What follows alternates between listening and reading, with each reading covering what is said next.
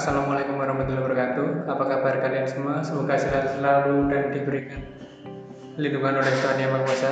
Pada kesempatan kali ini kita akan membahas mengenai interaksi desa dan kota. Sebelumnya kita sudah membahas mengenai struktur kota dan struktur desa.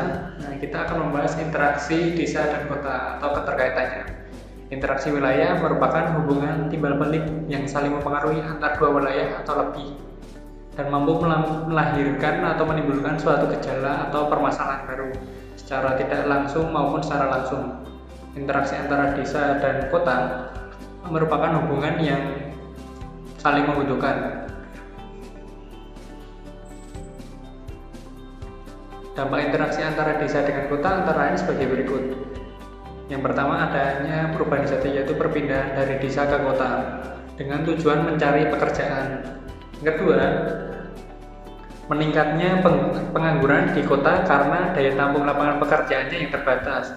Lapangan kerja tersebut terbatas karena memang ada penambahan penduduk dari desa.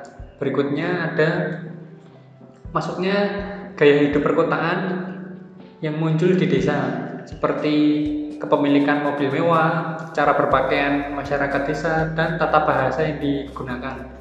Selain itu, ada juga dampak yang terlihat positif, adanya perkembangan teknologi pertanian di desa. Interaksi antara desa dengan kota merupakan hubungan timbal balik yang saling mempengaruhi, sehingga memunculkan gejala baru dalam bentuk fisik maupun non-fisik. Serta ada beberapa faktor-faktor yang mempengaruhi interaksi antara desa dan kota. Menurut Edward Allman, beberapa faktor yang mempengaruhi munculnya interaksi antara desa dengan kota ada 3, yaitu regional complementary, intervening opportunity, spatial transfer of ability. Pertama, kita akan membahas mengenai regional complementary. Regional complementary atau adanya wilayah yang saling melengkapi bisa diartikan suatu wilayah biasanya memiliki ketersediaan dan kemampuan sumber dayanya masing-masing untuk memenuhi kebutuhan beberapa sumber daya yang tidak dimilikinya. Biasanya wilayah tersebut membeli dari wilayah lain. Nah, dari situ wilayah yang memiliki surplus tertentu pada suatu sumber dayanya bisa menjual sumber daya yang berlebih tersebut kepada wilayah yang membutuhkan atau meminta sumber daya tersebut. Sebagai contoh, Kabupaten Klaten memiliki surplus berlebih pada produksi beras, sedangkan di daerah Jogja yang kepadatan penduduknya sangat tinggi membutuhkan kebutuhan pangan, yaitu terutama nasi atau beras, sehingga terjadi interaksi antara Kabupaten Klaten dengan Kota Jogja untuk pemenuhan konsumsi beras di Kabupaten Jogja. Kemudian kita akan membahas mengenai intervening opportunity atau adanya kesempatan untuk berintervensi. Intervensi di sini muncul karena adanya kota ketiga yang memberikan alternatif penyediaan sumber daya yang dibutuhkan oleh wilayah lain. Dalam interaksi ini ada persaingan antara dua wilayah yang bisa memberikan sumber daya, atau dua wilayah ini memiliki surplus tertentu dalam hal sumber daya. Faktor penentu dalam interaksi ini adalah cara memindahkan sumber daya tersebut agar dapat lebih dulu dibeli oleh wilayah yang membutuhkannya. Kesempatan untuk berintervensi ini juga disebut dengan kesempatan antara.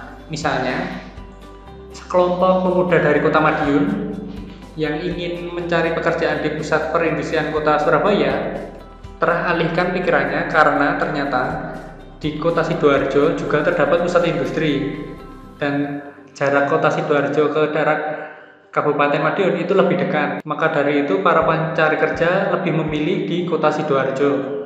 Maka Kota Sidoarjo menjadi kota yang menciptakan kesempatan, sehingga interaksi yang terjadi adalah Kota Madiun dan Kota Sidoarjo saling berinteraksi. Tetapi ada dampak negatif bagi Kota Surabaya yang kehilangan kesempatan untuk berinteraksi dengan Kota Madiun dalam pemenuhan kebutuhan tenaga kerjanya. Terakhir, ada spatial transfer of ability atau adanya kemudahan transfer atau pemindahan dalam ruang. Kemampuan transfer adalah kemampuan suatu wilayah dalam mencapai wilayah lainnya melalui perpindahan ruang. Jarak, biaya, dan kelancaran transportasi yang tersedia merupakan faktor penentunya. Dua kota yang berdekatan pasti memiliki interaksi yang lebih besar daripada dua kota yang saling berjauhan. Namun, bila ada peningkatan konektivitas pada kota yang berjauhan tersebut, misalnya dengan adanya dibangunnya jalan tol, jarak yang semula jauh dapat ditempuh dalam waktu yang lebih singkat. Selain itu, kemudahan perpindahan dalam ruang ini juga terjadi karena adanya moda transportasi yang lebih efisien, misalnya dibukanya jalur terbang ke daerah pelosok. Kemudahan transfer dalam ruang berlaku bagi informasi barang, jasa, serta pergerakan manusia yang memudahkan suatu wilayah yang berjauhan menjadi lebih besar interaksinya. Kemudian kita akan membahas mengenai zona interaksi desa kota. Hubungan suatu wilayah kota yang berinteraksi dengan wilayah pedesaan biasanya sesuai dengan jarak ke pusat kota dan membentuk wilayah tertentu. Semakin jauh letak suatu daerah dari pusat kota, maka semakin lemah interaksinya dengan pusat kota tersebut. Wilayah interaksi ini akan membentuk lingkaran-lingkaran dimulai dari pusat kota sampai ke wilayah desa. Zona-zona desa dan kota ini dikemukakan oleh Bintarto. Berikut secara rinci penjelasannya. Yang nomor satu ini adalah city atau bisa dikatakan sebagai pusat kota. Yang kedua ada suburban yang merupakan wilayah lokasinya dekat dengan pusat kota atau inti kota yang biasanya dihuni oleh para pengelaju. Kemudian ada nomor 3 suburban fringe. Suburban fringe merupakan suatu wilayah yang melingkari suburban dan merupakan wilayah peralihan antara kota dengan desa. Yang keempat ada urban fringe, yaitu semua wilayah batas luar kota yang mempunyai sifat mirip dengan kota, kecuali inti kotanya. Yang kelima ada rural urban fringe, merupakan wilayah yang terletak antara kota dengan desa, yang ditandai dengan pola penggunaan lahannya yang campuran, adanya sektor pertanian dan non-pertanian. Yang terakhir ada rural, wilayah yang masih menitik beratkan pada kegiatan pertanian. Bisa dikatakan rural juga merupakan wilayah desa. Kemudian kita akan membahas mengenai pengaruh dan manfaat interaksi desa dan kota. Dimulai dari pengaruh dulu. Interaksi antara desa dan kota memberi pengaruh positif maupun negatif di bidang ekonomi, sosial, dan budaya. Untuk contoh pengaruhnya pada bidang ekonomi yaitu pendapatan penduduk kedua wilayah semakin meningkat. Yang kedua, adanya volume perdagangan desa dan kota juga meningkat. Dari situ muncul kawasan baru sebagai tempat kegiatan jual beli. Yang kedua, pada bidang sosial, pengaruhnya terlihat pada terjadinya ketergantungan di kedua wilayah, terutama pasokan bahan mentah dan tenaga kerja. Biasanya kota selalu ketergantungan dengan pasokan bahan mentah dari daerah desa. Kemudian terjadinya mobilisasi penduduk dari desa ke kota, yang bisa dicontohkan dari pengelaju yang biasanya tinggal di desa tetapi bekerja di kota.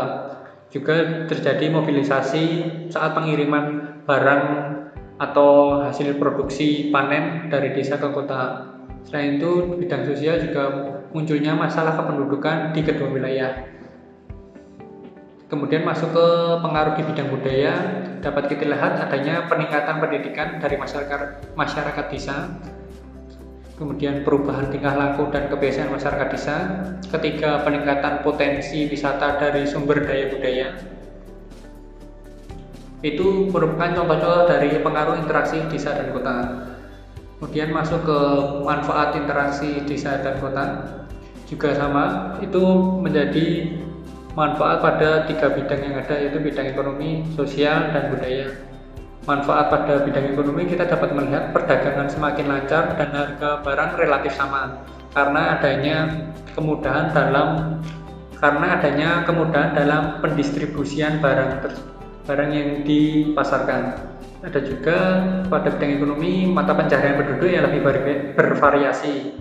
Kemudian ada manfaat kebutuhan hidup di kedua wilayah juga terpenuhi karena saling berkaitan dan saling memenuhi. Pada bidang sosial, kita dapat melihat adanya manfaat tempat pelayanan umum di jalur interaksi kedua wilayah tersebut mulai dibangun. Ada juga fasilitas telekomunikasi dan transportasi di desa semakin banyak. Yang terakhir pada contoh manfaat di bidang sosial adalah fasilitas pendidikan dan kesehatan yang semakin banyak, terutama di daerah pedesaan. Terakhir ada manfaat di bidang budaya yang dicontohkan adanya pendidikan masyarakat desa semakin tinggi, keluarga kecil dan yang terencana mulai terbentuk karena sudah adanya sosialisasi tentang keluarga berencana.